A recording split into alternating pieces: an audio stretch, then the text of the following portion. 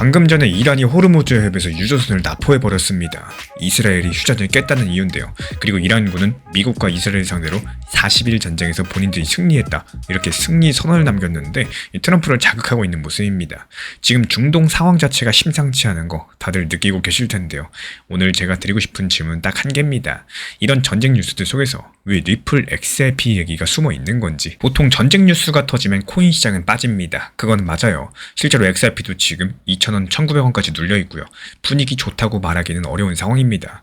그래서 대부분의 분들께서 이 뉴스 보시면서 또 떨어지겠네, 중동 전쟁 도대체 언제 끝나는 건가, 이렇게 넘기셨을 거예요. 저도 처음엔 그랬습니다. 그런데 이 뉴스를 하나하나 뜯어보다가 조금 다른 게 보이기 시작을 했고요. 이 단기적인 가격 얘기가 아니라요, 돈이 국경을 넘는 방식 자체가 흔들리고 있다는 신호가 보인 겁니다. 이걸 이해하려면 먼저 스위프트라는 걸 아셔야 돼요.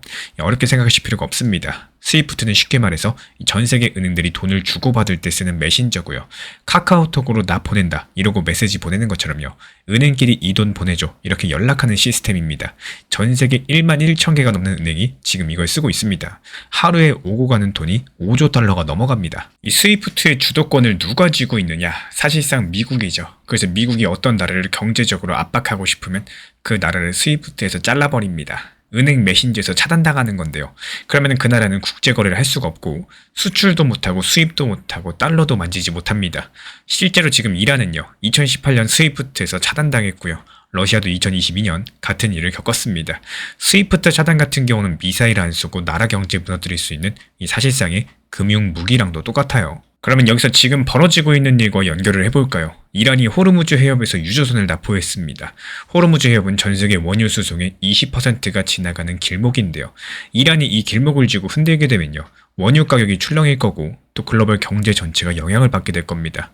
그리고 이란 같은 경우는 이스라엘이 레바논 공격을 계속하는 경우에 휴전 합의에서 아예 빠지겠다고까지도 말을 했어요. 이런 상황에서 미국과 서방이 이란을 더 압박하려면 어떤 카드를 쓸 수 있을까요? 맞습니다. 스위프트입니다. 이 금융제재를 더 강화하는 거죠. 그리고 바로 이런 지점에서 전 세계 다른 나라들이 불안해지기 시작을 해요. 이게 왜 불안해지냐고요? 이란이 당하는 걸 보면서 우리도 언제 저렇게 될 수 있겠구나, 이렇게 느끼는 나라들이 존재하고 있기 때문입니다. 인도, 브라질, 사우디아라비아, 터키 같은 나라들, 이런 나라들은 미국과 적대적인 건 아닌데요. 하지만 미국이 스위프트를 정치적인 도구로 계속 쓰는 걸 보면서 본인들이 국제거래가 언제든 한 나라의 결정으로 막힐 수 있다는 것들을 체감을 하고 있는 겁니다. 실제로 인도는 러시아한테 원유를 사면서 달러 대신에 루피로 결제하려고 시도한 적이 있었죠. 이게 잘 안 됐었지만요, 시도했다는 사실 그 자체가 정말 중요합니다. 달러랑 스위프트 말고 다른 길이 필요하다, 이런 생각을 이미 하고 있다는 뜻이거든요. 그러면 여기서 한 가지 질문이 생기죠. 스위프트 말고 다른 길이 또 뭐가 있을까요? 여기서부터가 오늘 영상의 진짜 핵심입니다. 올해 1월달에 다보스 세계경제 포럼이 열렸는데요. 거기서 리플 CEO 브래드 갈링하우스가 무대에 섰었고 그 자리에서 나온 이야기의 핵심은 바로 이거였습니다. 지금 세계가 쪼개지고 있고 스위프트 같은 시스템이 계속 정치적으로 이용당하면요, 어느 한 나라에도 종속되지 않는 이 중립적인 결제 시스템이 필요해진다는 사실인데요. 그리고 XRP가 바로 그 역할을 할 수 있도록 설계된 자산이라는 사실입니다. 이게 무슨 말이냐? 지금 한국에서 태국으로 돈을 보내려면 한국은행에서 중간은행 몇 개를 거쳐가지고 태국은행까지 가야 되죠. 이런 과정에서 몇 날 며칠 걸리고 수수료도 비쌉니다. 근데 XRP를 사용하면 원화 XRP로 바꾸고 그 XRP를 3초 만에 태국으로 보내서 바트화로 바꾸면 끝납니다. 이 중간에 은행이 필요 없어요.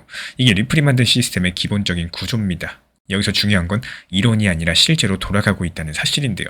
지금 공개된 자료만 보시면은 리플 페이먼트는 지금까지 총 1천억 달러, 한국 돈으로 130조 원 넘는 거래를 처리했습니다. 그리고 불과 며칠 전에 상당히 큰 뉴스가 하나 나왔어요. 웨스턴 유니언이라는 회사 아실 겁니다. 해외 송금하면 떠오르는 그 회사요. 이 웨스턴 유니언에서 기업 결제 부문이 따로 분리돼가지고 콤베라라는 회사가 됐는데, 이 회사가 연간 1,900억 달러를 200개 나라에서 처리합니다. 이 회사가 리플과 파트너십을 맺었고요.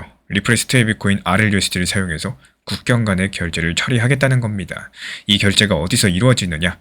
리플 레저 위에서입니다. XRP가 깔려있는 블록체인 위에서 돈이 오고 간다라는 거예요. 여기서 한 가지 짚고 넘어갈 게 있습니다. 지금 당장 이 파트너십이 XRP 토큰의 직접 매수 수요를 만드는 건 아니다 보니까 이런 부분들 해석이 갈릴 수 있겠지만, 지금까지 확인된 거는 RLUSD 스테이블코인을 통한 결제가 리플 레저 위에서 이루어진다는 것까지입니다. 근데 여기서 하나 더 중요한 게 있어요. 미국 상원이 4월 13일 복귀하죠. 그리고 클래리티 액트라는 이 법안의 마크업, 쉽게 말씀드려가지고 법안 세부 내용을 확정하는 작업들이 몇 주 안에 예정이 되어 있습니다.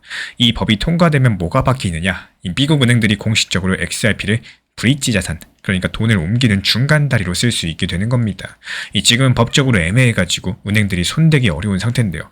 법이 확정된다. 그럼 그 문이 본격적으로 열린다라고 보시면 되겠습니다. 이걸 전체 그림으로 한번 이어나가 볼까요? 이란과 이스라엘 충돌이 격해지면 미국은 금융 제재를 더 강화시킬 겁니다. 스위프트가 또 무기로 쓰일 거고, 그걸 지켜보는 중립국가들은 스위프트에 대한 불안감이 커질 거고요.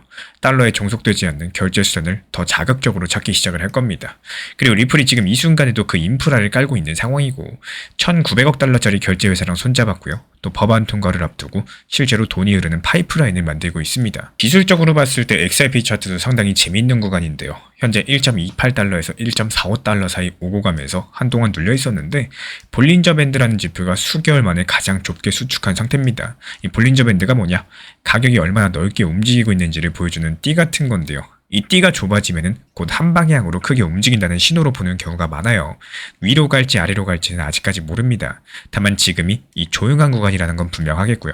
이 조용함이 오래 가지는 않을 거라는 게 지금 차트가 보여주고 있는 메시지예요. 그래서 지금부터 이 클래리티 액트 법안이 4월 말 정도에 마크업 통과하고 이란 쪽 상황이 추가 확전 없이 현재 수준에서 관리되는 경우에는요. XRP가 1.49달러 저항선 돌파하면서 1.6달러 부근까지 상승할 수 있다는 게 다수 분석가들의 전망입니다. 왜 이렇게 보고 있느냐? 이 법안 통과는 은행들의 XRP 사용을 공식적으로 열어주는 이벤트죠. 지정학적인 리스크가 통제 범위 안에 머물면 위험자산 회피 심리도 누그러지게 됩니다.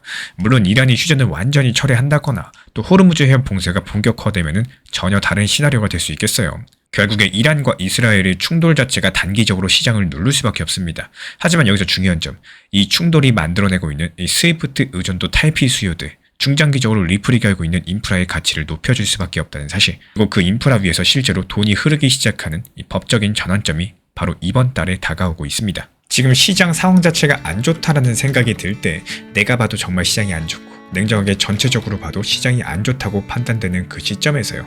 조금만 더 깊게 시장을 바라보시면 좋겠습니다.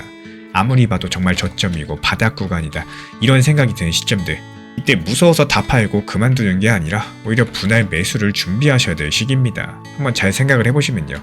이 투자 시장을 시작하는 시점이 시장이 좋을 때 시작하는 게 좋은 건지, 반대로 시장이 안 좋을 때 하락장에서 시작하는 게 좋은지 여기에 대해서 기본적으로 알고 가셔야 되는데, 예를 들어가지고 리플이 5,000원일 때 시작을 하는 게 좋은지 아니면 리플이 2,000원일 때 시작을 하는 게 좋은지, 어떤 상황에서 시작하는 게 좋을지에 대해서 잘 판단을 하시면서요.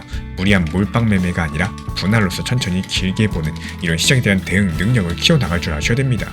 지난 폭락장에서 XRP 1830원 그리고 1900원서 이렇게 두 차례 분할 매수 들어갔던 물량들, 이번에 2200원 단기 매도하면서 깔끔하게 나왔죠. 그리고 이어지는 최근 시장은 리플을 비롯해가지고 이더리움, 솔라나, 에이다 이렇게 시가총액이 높은 메이저 알트코인들 같은 경우에는 지금 매수세가 들어오지 않으면서 상당히 지루하고 답답한 상황을 보여주고 있습니다. 그렇게 많던 시장 매수세들 지금 다 어디로 갔을까요? 현재 소규모 알트코인들 위주로 매수세가 몰리고 있기 때문에 그래요. 이 소규모 알트들 같은 경우는 적게는 5%에서 10에서 15% 상승은 기본이고요.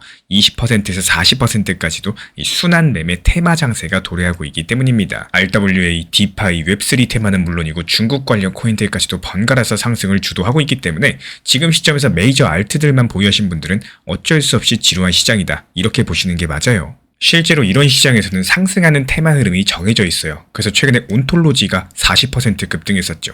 이 지난 차트 패턴을 살펴보시면은 온톨로지 상승 이후에 가스코인이 후발주로서 상승을 합니다. 이런 흐름들을 단순하게 알고 있느냐 아니면 모르느냐 이 차이이기 때문에요. 이번에 가스코인으로 빠르게 수익 창출이 가능했었고요. 그리고 그 외에도 모나드 코인 같은 경우는 상승이 지속적으로 예상이 됐었기 때문에 이 수익을 내서 매도한 이후에 추가 타점을 잡고 또 다소 비싼 가격에 2차 진입해가지고 오히려 더 비싼 가격에 매도까지 하고 완벽하게 수익 보고 나왔습니다. 그리고 오늘 단타로 쓰이는 카이트 코인 같은 경우는 RSI 지표상으로 봤을 때 과매도 구간이었던 데다가 이 단기적인 급락세가 강했습니다. 고점 대비 추락이 빨랐었기 때문에 떨어지는 칼날을 잡지 말라 이런 투자 격언이 있었죠.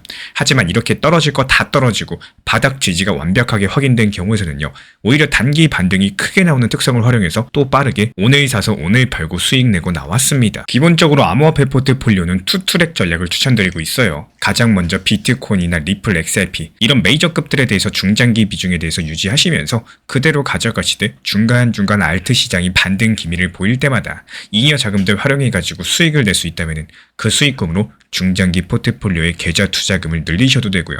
또 개인적으로 가족분들과 밥을 먹거나 옷을 사 입거나 여러가지 개인적으로 따로 활용하셔도 좋습니다. 다만 이런 알트 장세가 매번 나오는 게 아니죠. 알트코인 하락장도 분명히 옵니다. 하락장에서는 확률이 높은 경우에만 말씀을 드리고 있기 때문에 매일매일 타점을 드릴 수가 없어요. 그래서 지금같이 20%, 40% 상승하는 장세는요, 당연히 기회의 장세인 거고 이때 열심히 공부하셔가지고 얻은 수익으로 다방면에 활용하시고요. 또 혼자 하셔도 좋고요. 우리와 함께 하셔도 좋습니다. 문자 메시지나 텔레그램으로서 전달 도움 드리고 있고 이것 외에도 저희 채널 차원에서 기본적인 타점을 잡는 방법, 언제 사야 되는지, 언제 팔아야 되는지, 그리고 거시경제 상황을 봤을 때 앞으로 어떻게 전개가 될 것인지 자세하게 영상 강의로서 풀어드리고 있기 때문에 쉽게 말씀드려가지고 고기를 잡아드리는 것뿐만 아니라요, 고기 잡는 방법까지도 같이 알려드리고 있습니다. 그리고 가장 중요한 점, 이것만큼은 명심해주세요. 저희 채널이 투트랙 전략을 강요드리는 게 아닙니다. 각자의 매매 패턴이 있는 거고 모든 매매 패턴을 존경하고 존중드립니다. 이렇게 말씀을 드리고 있는 이유는요, 이 투트랙 전략이라는 방법이라는 게 존재하고 있고 수익을 낼 수 있는 방법 중에 하나이기 때문에 관심 있으신 분들만 현재 보이는 번호로 문자 신청 주시면은 우리와 함께 하실 수 있습니다. 하고 싶으신 분들만 하시고요. 안 하실 분들은 안 하시면 되는 겁니다. 영상 보시면서 따라와 주시고 구독과 좋아요만 부탁을 드릴게요. 제가 안내해드리고 있는 코인신사 채널 멤버십 전용방에 대해서 짧게 설명드려 보도록 하겠습니다. 리플, 암호화폐 시장에 대한 중요한 이슈, 그리고 브리핑이나 시장의 흐름에 대한 전문적인 분석 내용 설명과 함께 차트상의 기술적 분석, 온체인 지표와 투자 심리에 대한 내용들을 같이 안내 도움 드리고 있고 가장 중요한 투자 심리를 컨트롤하기 위해서 포트폴리오의 구성에 대한 노하우, 투자 심리 컨트롤에 대한 내용도 같이 안내드리고 있습니다. 코인신사 스터디 멤버십 가입하신 분들께서는 아래 번호 혹은 신청 링크 통해서 남겨주시면 제가 연락드리고 있고 안내 설명과 함께 신사 채널 리플 전용 멤버십 방에도 입장 안내 설명드리고 있습니다.